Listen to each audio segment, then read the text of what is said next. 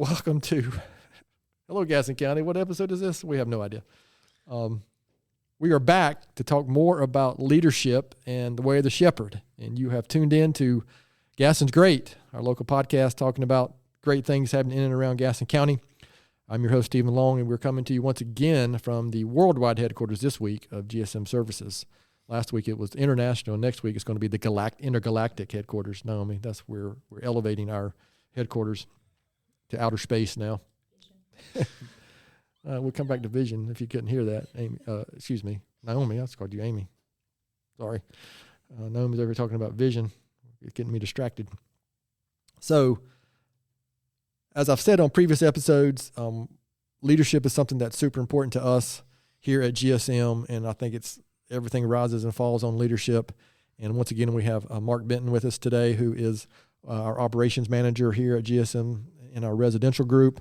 And Mark just has a terrific background in leadership, both here at GSM and his previous endeavors before being here at GSM. So I just think he's got some great insight on that. And so we are going to go to principle number 5 very quickly here on the book, The Way of the Shepherd.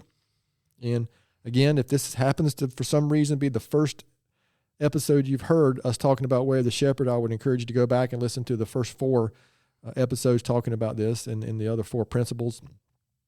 But this principle is called the staff of direction.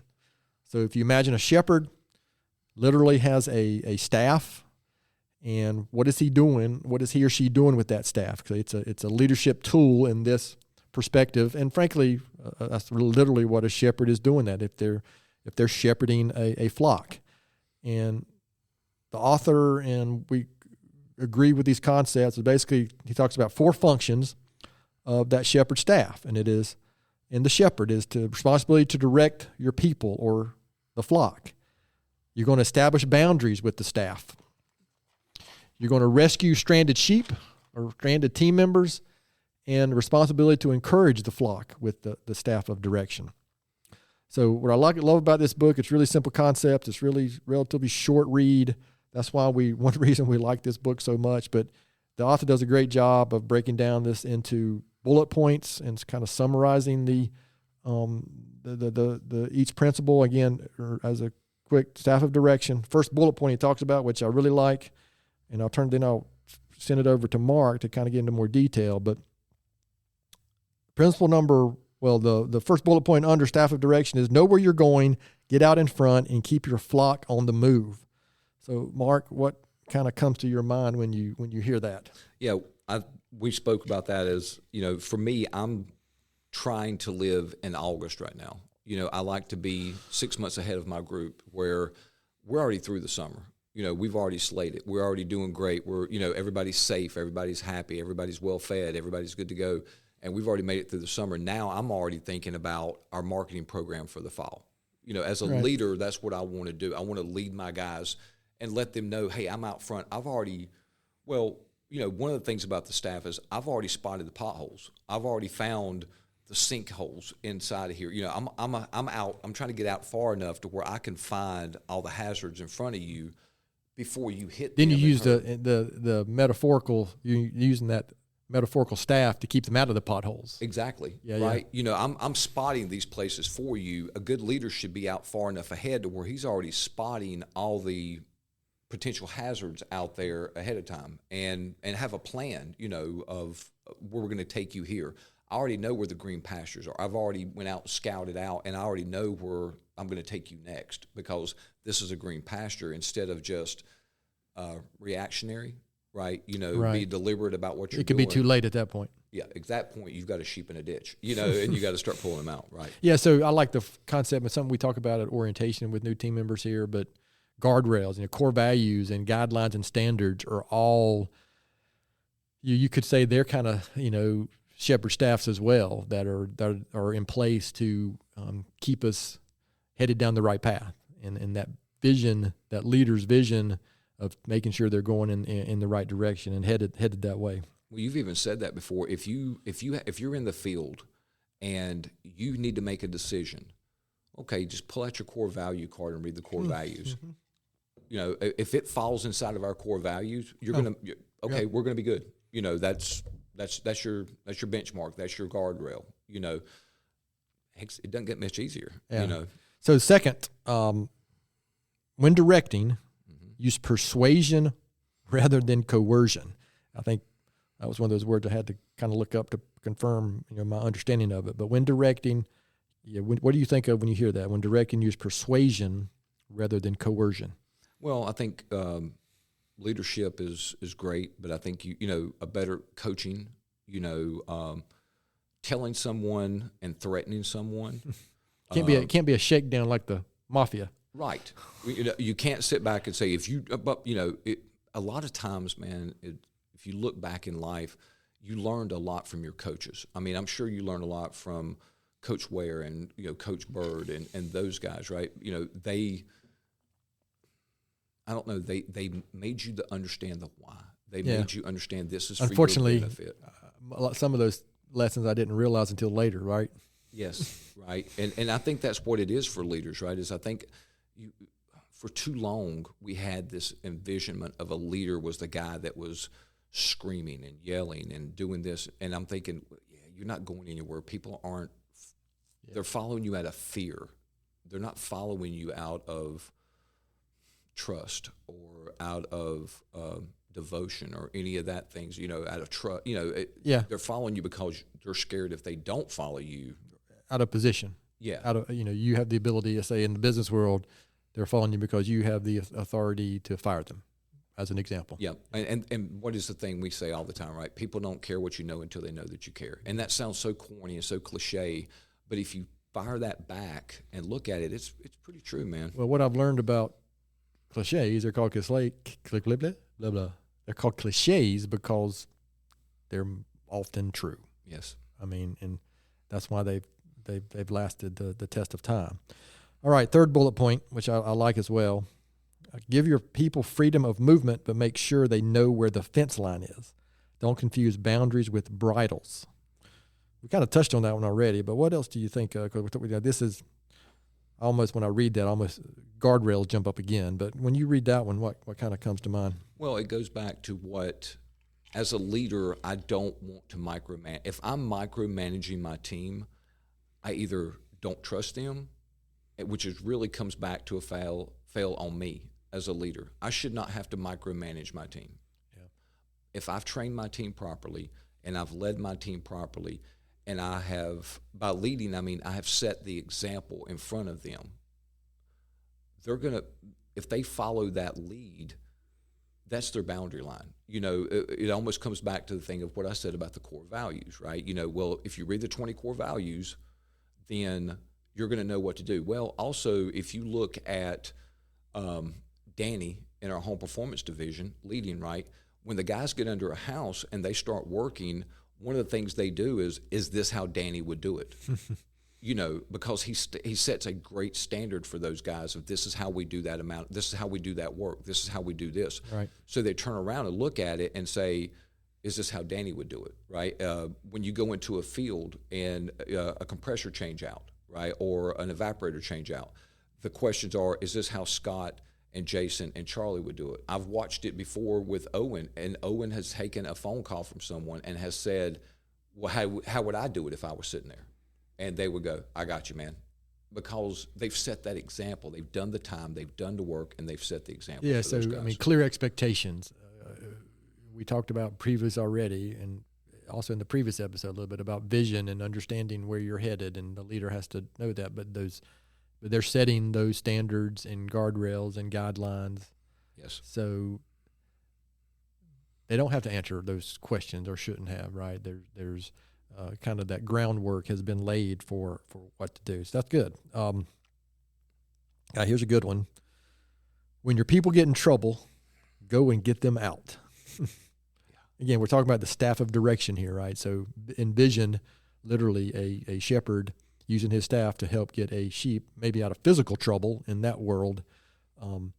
But obviously in the team world or the leadership world with people, there's a little more to it than just physical harm. But kind of, what would you comment on that one? Well, I think if you go back up all the way to paragraph 1, it says, know the condition of your flock, right?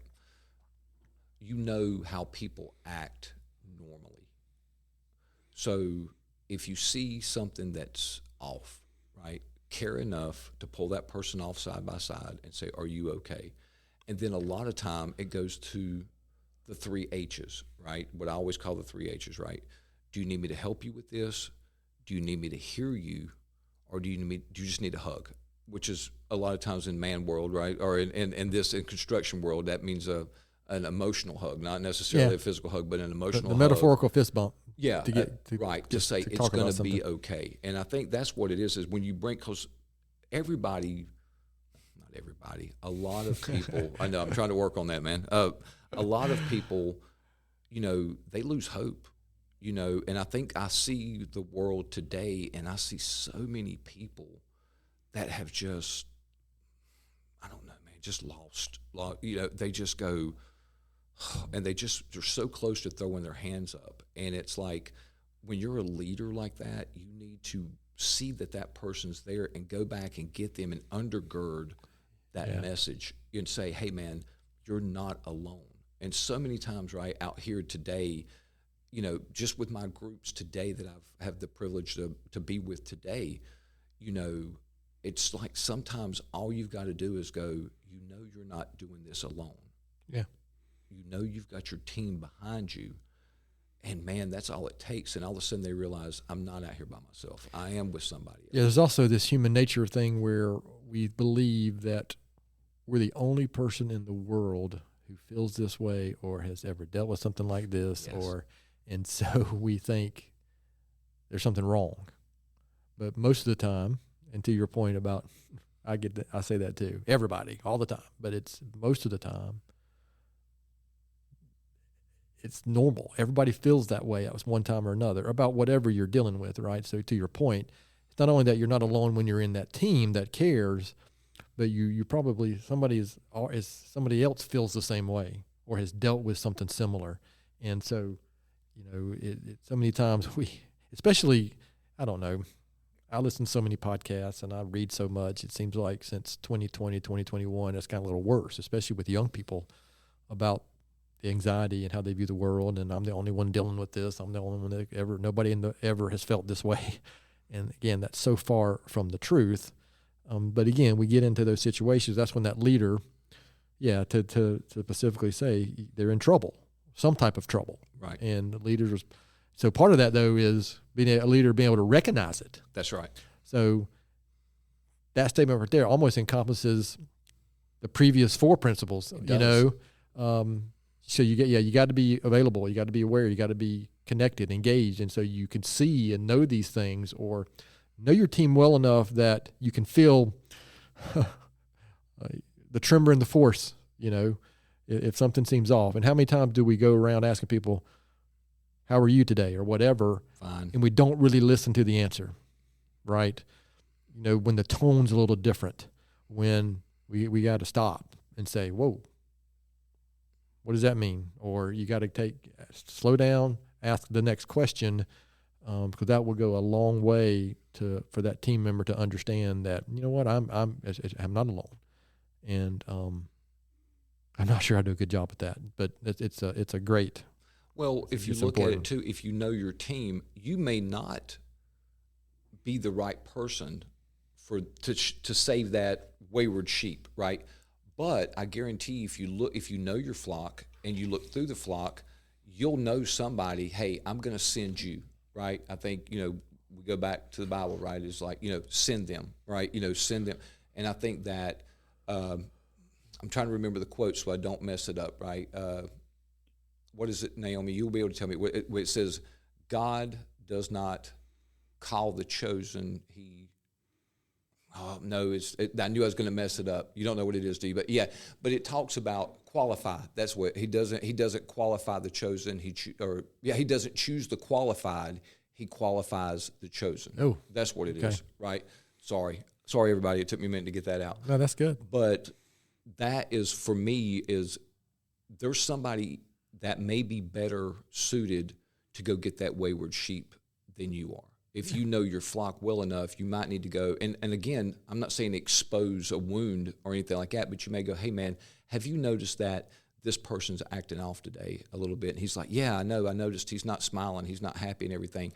Could you do me a favor? Would you go talk to him and just see see if you can see if he's okay? Does he need us for something? And a lot of times that person's been through it, so you can watch that sheep come back in because he realizes I'm not alone. Somebody else has went through what I'm going through by confidence or whatever. Yeah, so you just talked about, and we mentioned a few minutes ago about how these are all related, right, these principles, but you basically just said, know the condition of your flock, discover the shape of your sheep, right? I mean, and part of the leader is knowing what to do. And to your point, yeah, you might not be the best person at that moment to That's right. to fly in and try to solve that. And this last one this is a big one for me, and it is remind your people that failure isn't fatal.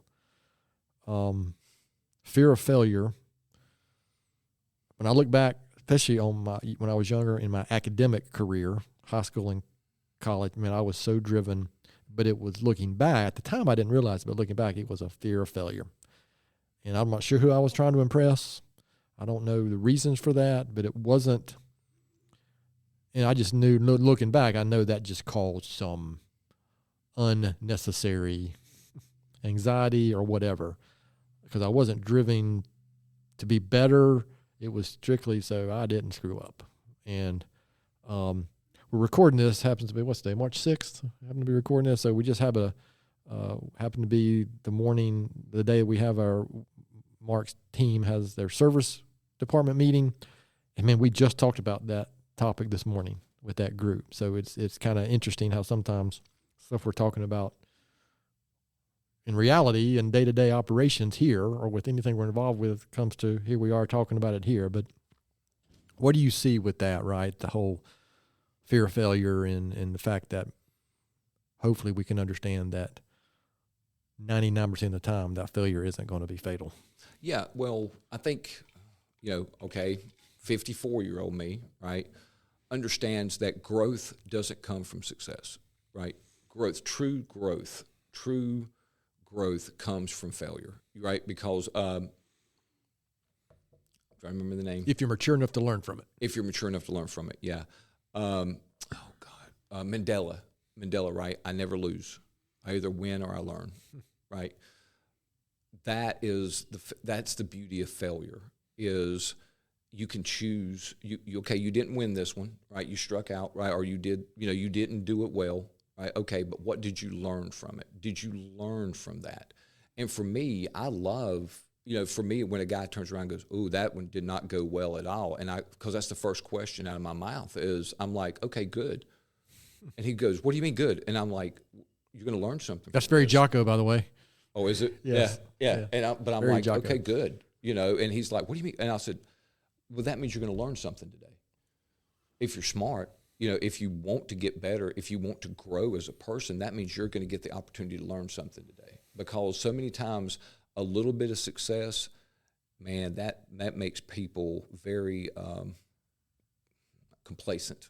They get very dead in the water. When you see somebody get a little bit of success, I see a lot of complacency there. People want to stay in that place of success. Yeah. They don't want to stretch to that next level. And man, for me, that's Yeah, ultimately with teams especially, a little bit of success can lead to that complacency, right? And or frankly, operating out of fear of failure is another thing that can freeze you. It can keep you from taking any risk, and just so many things come from that. But then you can get some temporary success, maybe, I think, from that fear of failure, but long term, it's just going to wear you down, I think, and you're not going to be able to maintain that long-term success from that. But that goes straight back to the coach or to the leader for me, because it's how do you react to that failure? Right. Right. If it is a violent reaction, it's emotionally violent reaction, right? At that person, the person That's a freezes. good point. Yeah. How do you react when there is an issue or a failure or something that needs to be coached? Do you make a bigger deal out of it than it should be? And do we have an environment where it's okay to fail? It's okay. Yes. It's okay to make a mistake. It's okay as long as we're getting on with it and moving forward. And to your point, learning from that. And, you know, because again, I think the phrase I used this morning after you had talked about it was there's no progress without chaos. There's no progress without gaining experience, and experience comes from making mistakes. It does. Yeah. Which is kind of funny, right? You have to make those mistakes before you can be called experienced. Yeah. That's a fact of it. Yeah. So that's a good one. So we're going to, Mark, I appreciate that. We're going to wrap this up, but real quick, again, that was principle number 5 from the Way of the Shepherd, the staff of direction. So again, what tools are you using to help your team? Anybody that you're leading in your team, basically stay in the right direction and know that the leader's there, right, to help and not coerce the team or bully the team into get things done, but lead and coach in a manner that that the environment is just a positive place where progress can occur. So we're going to wrap this episode up. However, before we do, I'm going to make Naomi repeat. Right before we started recording, she had a terrific quote. So I am going to share a quote on this episode, and it was, a person without vision is a slave to their reality. Next time I'm going to make her actually get on the mic and say it herself. Yeah, that would be nice. Yeah, that's good, right? So again, a lot of this leadership stuff we talk about is vision. It's you have to know where you're going. So to that one, you can just become a slave to whatever whim is going on around you, whatever direction the wind's blowing. Is just going to, if you just go with it, that's what I think. That's maybe a slightly different way to phrase that. But yeah, because if you don't know, right, if you don't know where you're going, any direction is fine. So that's a good one, Naomi. I appreciate that. So you are officially now in the quote book for Gaston's Great podcast. Yeah, I don't think she cares. So to our listeners out there, thanks again for hanging out with us and taking time to listen to today's episode. Please continue to spread the word if you can about the podcast, and please don't hesitate to contact us at our email address, which is at podcast@gastonsgreat.com. We're always looking for suggestions for future podcast topics and guests. You can find the podcast and subscribe at the website, gastonsgreat.com, or anywhere you listen to podcasts. Please follow us on all our social media platforms. And thanks again to Mark for being our guest today and sharing his insights on leadership. Gaston's Great is produced and brought to you by Naomi Hunt and Amy Anderson from GSM Services. I'm your host, Stephen Long. Thanks again for hanging out with us, and please keep coming back to hear more reasons why Gaston's great.